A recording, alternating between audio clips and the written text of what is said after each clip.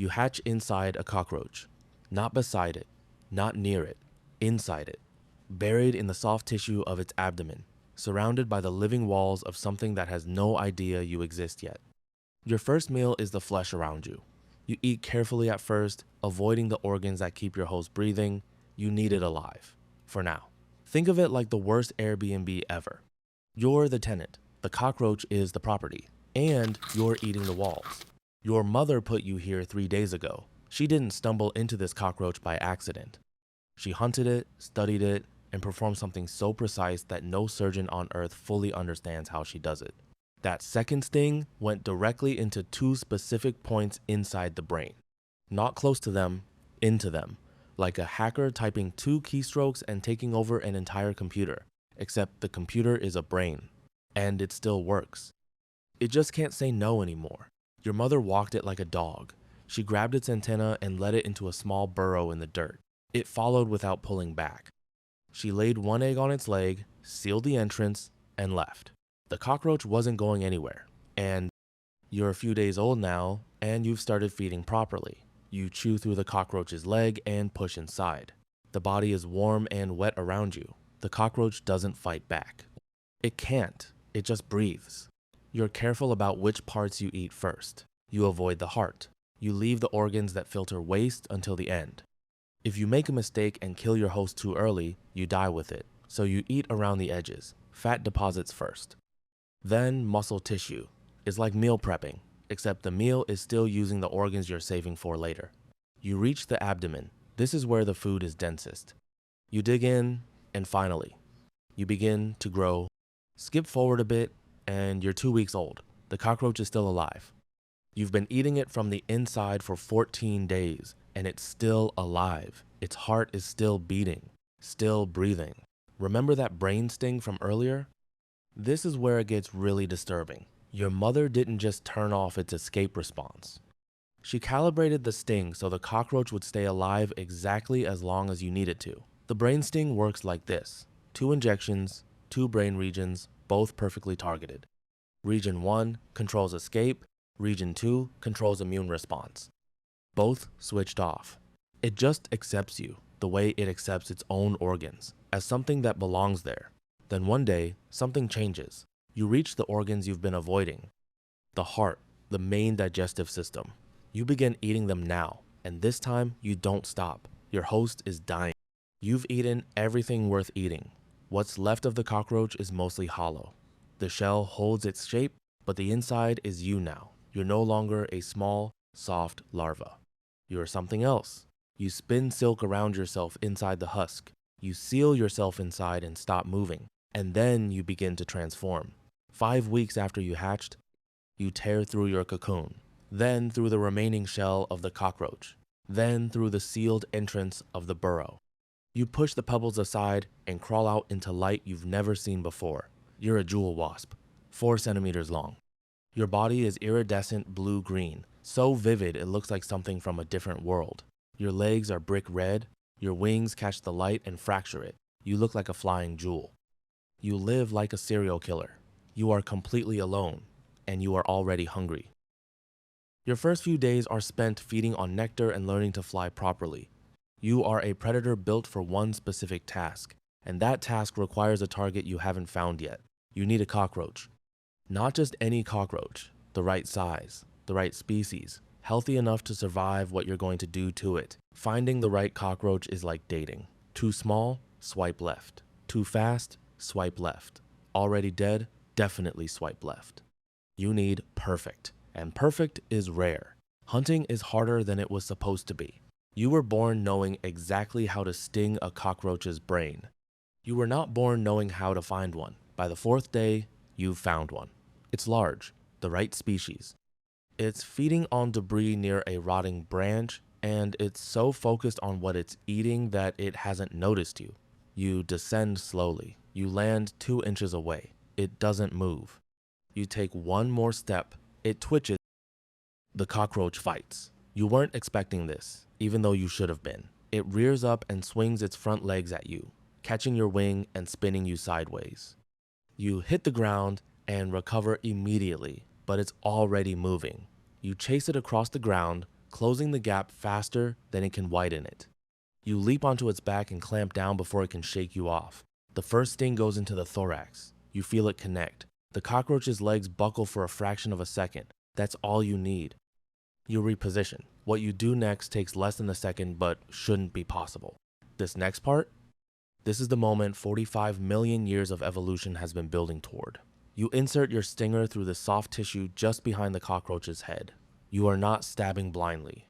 You are probing, slowly, deliberately, moving the tip of your stinger through brain tissue until you find the first cluster, a small injection. Then you move to the second cluster less than a millimeter away and inject again. 2 injections, 2 brain clusters. 1 removes fear. 1 removes choice, like hitting Control plus Alt plus Delete on someone's free will. The cockroach stops struggling. It doesn't collapse. Its legs are still under it, its antennae are moving. If you stepped back and watched from 3 feet away, you would think it was fine. But it isn't fine. You reach down, take its antenna between your legs, and begin to walk. The cockroach follows. You're half its size. Its legs move in perfect coordination beneath it. This is the most disturbing thing in nature. Not the sting, not the eating alive part you did earlier. This, the walking. The cockroach could run. It chooses not to. Because the part of its brain that makes choices no longer exists. You find the burrow you prepared earlier. You walk the cockroach inside, you turn, lay 1 egg against the soft tissue of its leg, and feel it adhere. Then you back out and begin to pull pebbles across the entrance. You work quickly, fitting each piece against the next until the seal is tight. Inside, the cockroach is sitting in the dark. It is alive, and it will stay alive for weeks. It will not groom the egg off its leg. It will not try to escape. It will simply sit in the dark and wait for what comes next, without knowing that anything is coming. Without being able to care. You leave without looking back. You have laid 1 egg. Your species doesn't work that way. Each egg requires a fresh cockroach. Each cockroach requires a perfect sting. Other insects lay thousands of eggs and hope for the best. There is almost no margin for error in a system that took 45 million years to build. And yet it goes wrong constantly. You spend 3 days tracking a cockroach that disappears into a gap you can't follow. You find a third one, execute the sting perfectly, walk it halfway to the burrow, and lose it when it wanders into a stream and drowns, taking your egg possibility with it. You are running low on energy, and you have produced nothing. You've produced 4 eggs across 4 burrows. You don't know which of them survived. You find 1 more cockroach, larger than any you've hunted before. It's feeding on a dead beetle near the edge of a path. You descend, the cockroach sees you coming. It runs. You chase it across a stretch of open ground, closing in despite its speed. You land on its back, but it rolls immediately, smashing you against the concrete. You lose your grip, it runs again. You catch it at the base of a wall, coming in low this time, landing behind its head before it can react. First sting, legs buckle. You reposition, the brain sting goes in, you hold. You wait for the resistance to fade. It doesn't fully fade. This one is still pulling. The sting was close, but not precise enough. You grab the antenna. It follows, but slowly, not the smooth, compliant walk you're used to. You lead it toward the burrow anyway, moving faster than normal, trying to cover the distance before the sting starts to wear off. Halfway there, it stops. You pull. It resists. You pull harder. It pulls back, and for one moment you're both still. A wasp the size of a fingernail and a cockroach, 10 times its weight, connected by 1 antenna, neither moving. Then the cockroach walks. Not with you, away from you. The sting is fading. You hold on as long as you can, but it pulls its antenna free and disappears under a stone. You stand on the empty path. The burrow is 20 feet away and empty. Your egg supply is running out. Your wings ache. The light is changing. You hunt for 2 more days. You don't find a suitable cockroach. Your body was not built for a long life. Jewel wasps live for weeks, not months. One afternoon, while searching along a low wall, something moves above you. A gecko, flat against the stone, head tilted slightly. You see it a fraction of a second before it strikes. Your wings open, but you're not fast enough. Its tongue catches you midair and pulls you back against the wall. The grip is complete. You don't struggle for long. Your iridescent wings catch the light one last time as the gecko repositions its jaw. Then the light goes. You are digested by Tuesday. You survived being born inside a living cockroach. You mastered neurosurgery before you could see. You turned brains off like light switches. And in the end, lunch for a gecko. Nature doesn't dupe, but somewhere in 4 sealed burrows under the forest floor, 4 cockroaches are sitting in the dark. They are alive. Their hearts are beating. Inside the leg of each one, a small egg clings to soft tissue. One of those eggs has already begun to hatch. A jaw pushes through the membrane.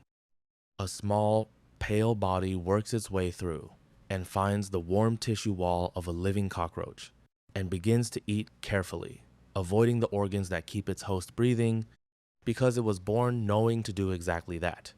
It just knows to eat carefully and wait. The cockroach's heart beats. Life as a jewel wasp might be rough, but there's another animal out there that has it way worse. Trust me, it's wild. Check out the video and see for yourself.